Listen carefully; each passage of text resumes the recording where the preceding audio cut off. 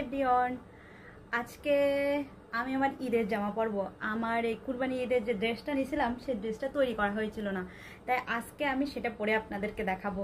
দেখুন ড্রেসটা আমি দেখাচ্ছি, এই যে আমি এবার পরবো, বুঝছেন? ততক্ষণ আপনি এখন আমার লুক, এই যে আমার জামার নিচ থেকে এই যে কাজ করা, আমার ওড়নাটা আছে এই। আমি এবার এর সাথে চুড়ি পরবো, হ্যাঁ, আর এই লিপস্টিকটা পরবো, এই যে লিপস্টিকটা পরবো, আমার খুব প্রিয় একটা লিপস্টিক। হ্যাঁ,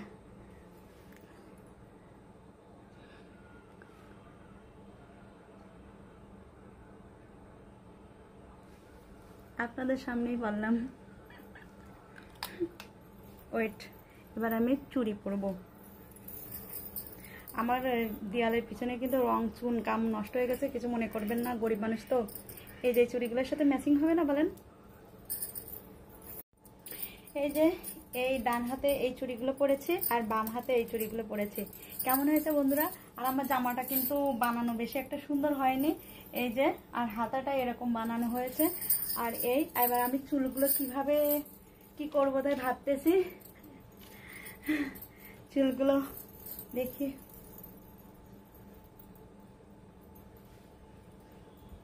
আমি বেশিরভাগ চুল ছেড়ে দিই, বুঝছেন?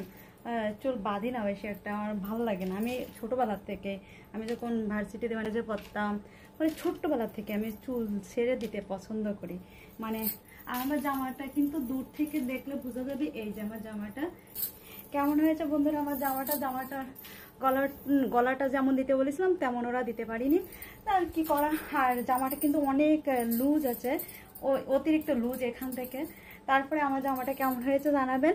আর আমি কিন্তু বেশি সাজুগুজু করতে পারি না, আর মেকআপ টেকআপ আমি জীবনেও করি না। একটু লিপস্টিক দিই, একটু চোখে হালকা করে কাজল দিই, আর তা ঘেমে যাচ্ছে আমি, আর কিছু করতে পারি না। আর আসলে এই যে আমার এই চুড়িগুলো ভীষণ পছন্দ, অনেক চুড়ি, আমার কাচের চুড়ি ভীষণ পছন্দ, বুঝলেন? আর আমার জামাটা কেমন হয়েছে বলবেন? আমি এই কালারটাই এই ঈদে বেছে নিয়েছিলাম। কেমন লাগছে আমার লুক? আর আমার ঘরটা অত সুন্দর করে সাজানো গোছানো না, আর যেহেতু দেয়ালটা একটু কেমন হয়ে গেছে, কিছু মনে করবেন না। এই আমাকে দেখেন শুধু, আর আমাকে ভালোবাসেন। আর আমি দেখেন, আমি শুধু একটু দেখাচ্ছি বিছানার উপরে কি অবস্থা। আর ভালো লাগলে লাইক কমেন্ট শেয়ার করে দিয়ে একটু আমাকে ভালোবাসায় ভরিয়ে দিবেন। আবার আপনাদের মাঝে আসবো। Bye bye, tata. দেখেন চুড়ি আর চুড়ি, আমার হলো চুড়ি রাখার কোনো আলনা নাই, তাই এই সব এই ব্যাগের ভিতরে রেখে দিই।